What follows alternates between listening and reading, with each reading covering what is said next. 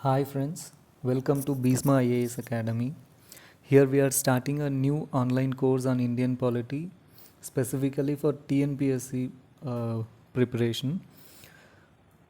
Here, first I start with Constitution series. In this, we'll be uploading the articles and related subjects. Here, in this, I am going to upload classes in two categories. One is main content, another one will be supplementary content. In main content, I'll be giving subject oriented content, and then in supplementary, tips and tricks to remember certain uh, factual things will be given in the supplementary part. So you just follow this classes continuously. We try to finish the Indian polity in a short time, like in 2 months or something like that. So this first class will be on the overview of Indian Constitution, right? Here I give you an overview of parts and articles of Indian Constitution, and then schedules of our Indian Constitution, right? Now we go to the content. First, what is the relationship between constitution and polity? Constitution is actually a written document, right? Written document which governs the political system. So in Indian context, Indian constitution governs the Indian polity. So here we see few important features which governs the Indian polity, right? Here, actually not all the features will be seen here, just an intro will be given here, right? So first point, India, also known as Bharat, is a union of state. Here in Indian constitution, article 1 says India is a union of state. Okay, so this is the main feature which governs Indian polity. Second point, India is a sovereign, socialist, secular, democratic republic with a parliamentary system of government. As per our constitution, our preamble, it is written that India is a sovereign, socialist, secular, democratic republic.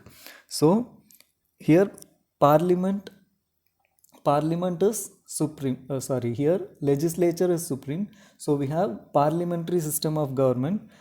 Okay, the third point is the constitution provides for a parliamentary form of government which is federal in structure with certain unitary features. Federal, here what is mean by federal? Whenever there is division of power like central government and state government, it is called as federal structure. But in India's case, we have certain unitary features also, like we have single judiciary system and then single citizenship. These are unitary feature, right? We said parliamentary system of government, right? So here you see the fourth point, it is the constitutional head of the executive of union is president. We have two things, one is constitutional head and then the real head. In case of India, constitutional head is president. Since it is parliamentary form of government, the people elected member has to be the should have the real power, right? So council of ministers with prime minister will be the real executive power, whereas president will be the constitutional head. So here you see parliament consists of president and two houses known as the council of state and the house of people, that is Rajya Sabha and Lok Sabha. So parliament in India comprises president, Lok Sabha and Rajya Sabha. Third point, sorry, next point is Council of Ministers with Prime Minister at its head aid and advise the President. We said it is parliamentary form of government. So whatever the Council of Ministers with Prime Minister advise the President, President will be doing that. So the real executive power is thus vested with Council of Ministers with Prime Minister at its head. Okay, these are the important features of Indian Constitution that governs our Indian political system, right? So now we go to the overview on Indian Constitution, right? Here you see Constitution of India was adopted by Constituent Assembly on 26th November 1949 and it came into force on 26th January 1950. Here these two dates are very important. On 26th November 1949, the Constituent Assembly adopted the Constitution, but it then came into force. Then later on 20, they fixed the date 26th January 1950 as the date from which our Constitution will come into force. Why this date was adopted? Because in 1929 Purna Swaraj resolution, they adopted 26th January 1930 as the day of independence. So just to what celebrate that, they adopted 26th January 1950 as Republic Day, and from that day onwards our Indian Constitution came into force. Okay, when it came into force, there were 395 articles in 22 parts and 8 schedules in 1950, right? Present status is that right now the Indian Constitution has around 470 articles in 20 to 25 parts with 12 schedules and 5 appendices, right? What are these schedules and appendices? Actually, we all know that our Indian Constitution is the lengthiest of all the written constitutions in the world. So main content will be in the articles. The supplements to this article will be added as schedules. They added these things as schedules in this article, in this constitution, right? So for example, see here, we have article 1 to 4, which is about union and its territory, right? So list of states will be list of states, their territorial jurisdiction, that all added in schedule 1, right? Similarly, article 246, it is about distribution of legislative powers between the center and state. That will be governed by what? That will be supplemented by schedule 7, which has union list, state list and concurrent list. Okay, so these are the schedules. Till date, there are 105 amendments made in the Indian Constitution till date. See, when we know the Constitution is a live document, so with passage of time, it needs to be amended, right? So whenever Constitution been amended, that will become an act, and that will become a part of Constitution. So till now, we have done 105 amendments. The last amendment was done in August 2021, recently. Okay, so now we see the parts and articles of Indian Constitution. See here, part 1, here you can read it as part, content and related articles. Here part 1, article 1 to 4, this deals with the union and its territory. Okay, next one is part 2. Constitution deals with the provisions related to citizenship from article 5 to 11. Okay, it means who are all citizens of India when it was when the Constitution came into force, and then the power of Parliament to amend the Citizenship Act. Those things are under the part 2 of Constitution in article 5 to 11. Third one, fundamental rights. These fundamental rights are being put under part 3 of Constitution from article 12 to 35. See, this in Indian Constitution, fundamental rights are very elaborate compared to the other constitution. Okay, these fundamental rights are like, it's a guarantee. It's a guarantee to the citizens to avoid any discrimination between the citizens, right? So next one is directive principles of state policy, that is part 4. Actually in UPSC one time they simply asked part 4 of Constitution deals with, and then they had given directive principles of state policy, fundamental rights, fundamental duties, like that. So very simple questions can be asked from this part. Okay, from this video. So part 4, directive principles. What is meant by directive principles of state policy? These are the guidelines with which the government will function, right? Fundamental rights are for the citizens, Directive principles are for the state or government. Next one is fundamental duties. Actually, fundamental duties were not there when the constitution was enacted. Later on, it was added in what was added as amendment in 42nd Amendment Act 1976, and then the right to education related fundamental duty was added in 86th Amendment Act 2002. Okay.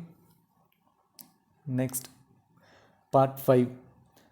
Part 5, the union government. Union government, it is article 52 to 151 deals with the union government.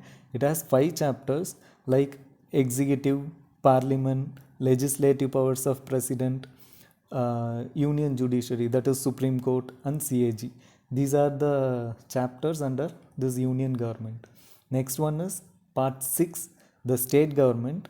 Here it deals with the executive powers of state, state legislative power, legislative powers of governor, uh, uh, high court, and subordinate courts. It has 6 chapters, right? It's been dealt by article 152 to 237. Next one is part 8. It deals with the union territories. Actually, part 7 was there, that was repealed, means removed by 7th constitutional amendment in 1956. Okay, that part was related to classification of states. When the states when they divided the classification as states and union territories, earlier it was category A, B, C, D states. Now there is no such category. Now states are there, union territories are there. So part 7 was repealed in 1956 itself. So 8th part is the union territories. Article 239 to 249 in this part deals with the administration of union territories. How many union territories are there in India right now? It is 9 union territories. Part 8, we have 9 union territories, right? There are how many states in India? It is 28 states, right? So we go to next part. It is 9. Part 9 is the panchayats. It was added by 73rd Amendment Act in 1992. Okay. This panchayats article, related articles are article 243 to 243O. Okay. Related to this panchayat, we have schedule also, that is 11th schedule, which defines the functions of panchayat. Means there are 29 functions specific to panchayats, that was added by 73rd Amendment Act. Okay, next one is part 9A, the municipalities. This one was also added by 74th Amendment Act in 1972. Consequent to this, we have schedule, that is 12th schedule, which defines the functions of powers and functions of municipalities. There are 18 functions related to municipality that will be there in the 12th schedule. Okay. Next we go to part 9B. Part 9B was recently added. It is related to the cooperative societies. The article related to this are Article 243 ZH2, Article 243 ZT. Right?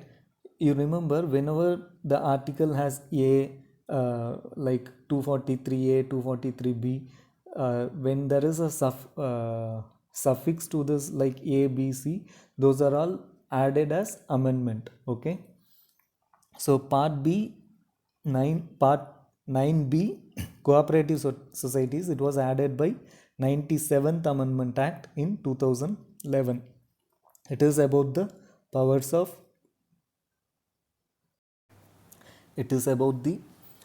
of center and state to regulate the cooperative societies. Actually, there is a issue in this regard with Supreme Court recently. Actually, cooperative societies is a state subject. I think it is it's entry 32 in the state list. So Supreme Court says this amendment needs to be ratified by the states. Okay. Next one is part 10, the scheduled and tribal areas. The articles related to this are Article 244 and Article 244A. This provides special system of administration for the areas designated as scheduled areas and tribal areas, like schedule 5th schedule and 6th schedule are related to this part. Next one is part 11, deals with the center state relation, right? Here there are two chapters. One is related to legislative relation between the center and state. The next chapter is related to administrative relation between the center and state. Pertaining to this, we have Schedule 7, which talks about the union list, state list and concurrent list. Okay. Next one is part 12. It is related with finance, property, contracts and suits, right? Here also we have 4 chapters. Chapter 1 is related to finance. Chapter 2 is related to borrowings of the government. Chapter 3 is related to property, contracts, rights, suits. Like when a government is when a case is filed against the government, the government will become government or at that particular state will become a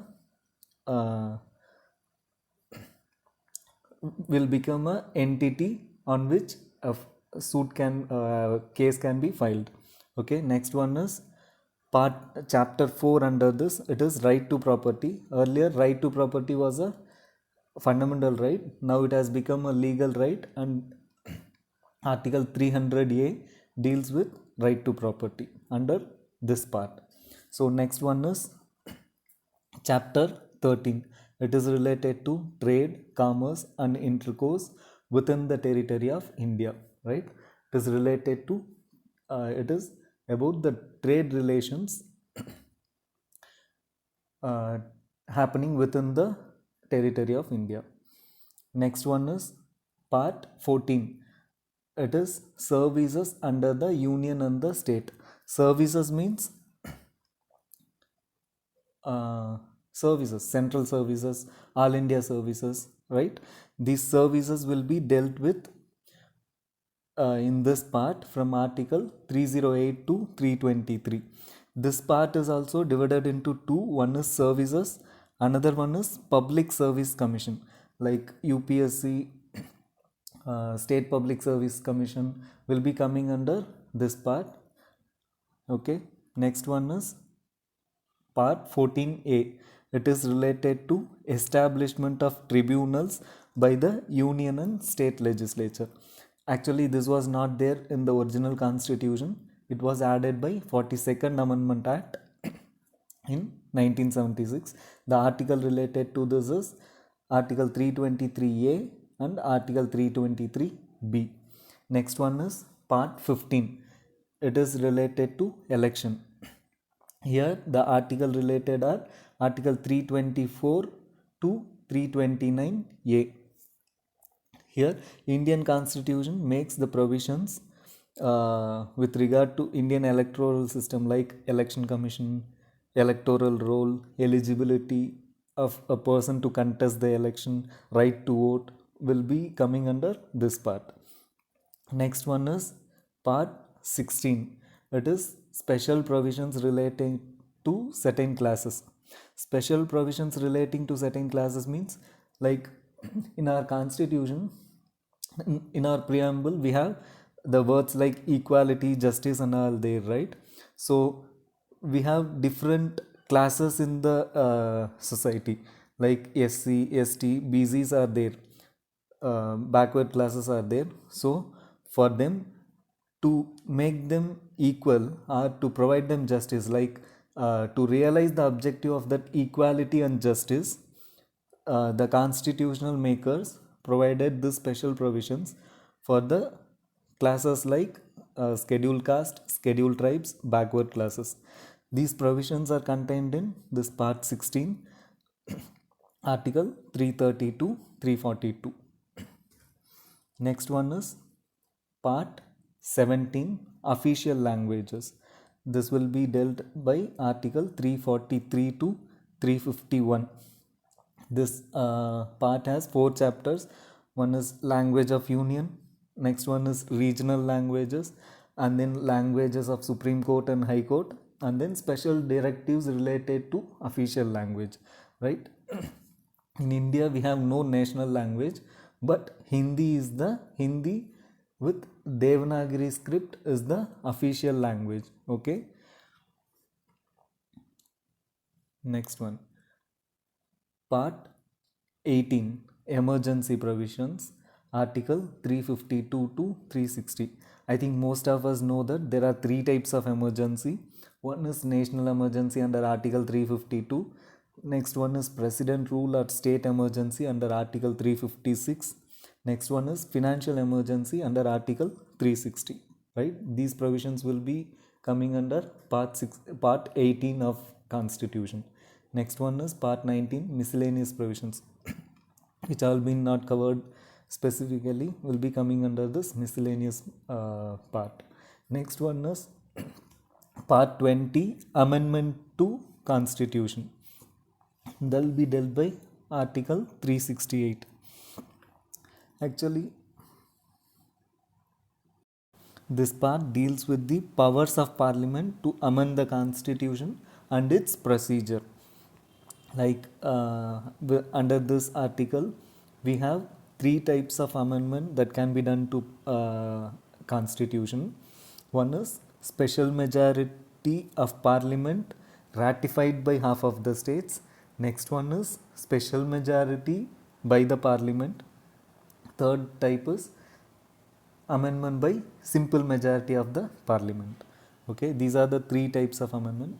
Detailing will be seen in the subsequent videos. Okay, next one is part 21. It is related to temporary, transitional and special provisions, right? I will be dealt under article 369 to 392. Next one is part 22. It is related to short titles, commencement of this constitution, authoritative texts in Hindi, and other repeals will be coming under this part 22. This will be dealt by article 393 to 395. So in overall we have 25 parts with nearly 470 articles, right? So next we go to schedules of Indian Constitution. First, whatever we have seen till now are the main text of the Indian Constitution. The supplementaries or additional details for these articles are added as schedules in the Indian Constitution, right? In originally there were 8 schedules, but later on with amendments 4 more schedules were added. So now there are 12 schedules. Okay, so now we see the schedules in detail. Okay, so first schedule we have seen article 1 to 4, right? Part 1. Here in this regard we have list of states and union territories and their territories. They will be contained in first schedule related to article 1 and 4. Okay, next one is second schedule. Second schedule is related to allowances, privileges and emoluments of president, governor, speaker and deputy speaker of parliament, Lok Sabha, chairman and deputy chairman of Rajya Sabha, and then speaker and deputy speaker of state legislative assembly, chairman and deputy chairman of state legislative council, judges of Supreme Court, High Court, and the comptroller and auditor general. The related articles are listed here. You can see this. Next, schedule 3 or third schedule. This one contains the forms of oaths or affirmation, like when a minister takes charge, right? They'll be taking an oath. So similarly, at various junctures, various constitutional authorities, they have to take oath, they'll be coming under this third schedule. So it contains the oaths or affirmation of union ministers, parliamentary election candidates, members of parliament, Supreme Court judges, CAG, state ministers, state legislature election candidate, state legislature member, that is MLA, and then high court judges. The related articles are listed here. Next one is fourth schedule. Fourth schedule is related to allocation of seats for states and union territories in the Rajya Sabha. We know that Rajya Sabha is also known as Council of State. So members from this states will be directly going to Rajya Sabha. So the allocation of seats for the states and union territories will be based on this fourth schedule, right? It will be dealt by Article 4 and Article 80. Next one is fifth schedule. See, fifth schedule and sixth schedule, we already saw scheduled areas and tribal areas under Article 244, right? Like part 12. So this the schedule fifth schedule and sixth schedule are related to administration of scheduled areas and tribal areas only. So fifth schedule is related to administration and control of scheduled areas and scheduled tribes, not tribal areas. It is related to scheduled areas and scheduled tribes. So the related article is Article 244. Next one is tribal areas. Sixth schedule is related to administration of tribal areas specifically in 4 states. Which are those states? Assam, Meghalaya, Tripura and Mizoram. The article related to this is Article 244 and Article 275. Next one is 7th schedule. We already saw center-state relation, right? A relation between the union and state. What Article 246 is there. Article 246 is dealing with the distribution of legislative power between the center and state. So those list what all powers will be with the union and what all powers will be with the state will be listed here in the 7th schedule. So here we have 3 legislative lists. One is union list, state list, and the next one is concurrent list. Next one is 8th schedule. 8th schedule actually deals with the official language. Official languages. Initially, when the constitution was enacted, there were originally 14 official languages, but later on 8 languages were added through amendments. The list of 22 official languages are listed here, you can see. But in this, I just mentioned in 67, with 21st Amendment Act, Sindhi was added. And then in 1992, by 71st Amendment Act, Konkani, Manipuri and Nepali were added. And then in 92nd Amendment Act, year 2003, Bodo, Dongri, Maithili and Santali were added as official languages. So now presently it has 22 official languages, right? The articles related to this are Article 344 and Article 351. Next one is 9th schedule. 9th schedule, actually this 9th schedule was to exempt certain laws from judicial review. Initially initially the legislature was strong in 1950s and all. So they just wanted to exempt certain laws from judicial review when it infringes fundamental right. So in 1951, the First Amendment Act, the government, parliament has had put certain acts into this 9th schedule and exempted those acts from the judicial review even if it infringes the fundamental rights. Okay, but initially it was to deal with the laws related to land reforms and abolition of zamindari system, but later on the parliament took advantage of this, and then they started putting various acts into this ninth schedule to escape from the judicial review. But in 2007, the Supreme Court ruled that uh, the laws which are being put into this ninth schedule after April 24, 1973 will become open to judicial review. So what is that April 24, 1973? That was the date on which Keshwananda Bharati case judgment was declared. So after that case, what all acts being put into this ninth schedule can be taken by judiciary for judicial review. Okay, so article related to this is article 31b. Next one is 10th schedule. 10th schedule was added by 52nd Amendment Act of 1985, right?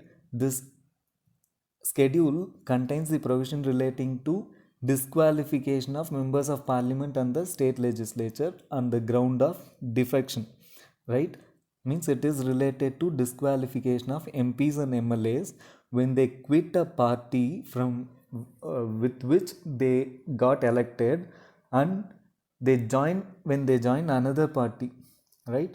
So when they quit the party with which they got selected to parliament or assembly, and then when they join the others, they can be disqualified as MP or MLA. So this provision was added through this added in this 10th schedule by 52nd Amendment Act. So this law is also this schedule is also known as anti-defection law. Okay, the articles related to this are article 102 and 191. Next one is 11th schedule. Already we saw panchayats, right, under part 9.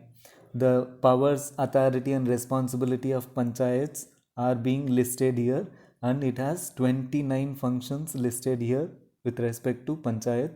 Already we discussed it was added by 73rd Amendment Act of 1992. So article related to this is article 243G.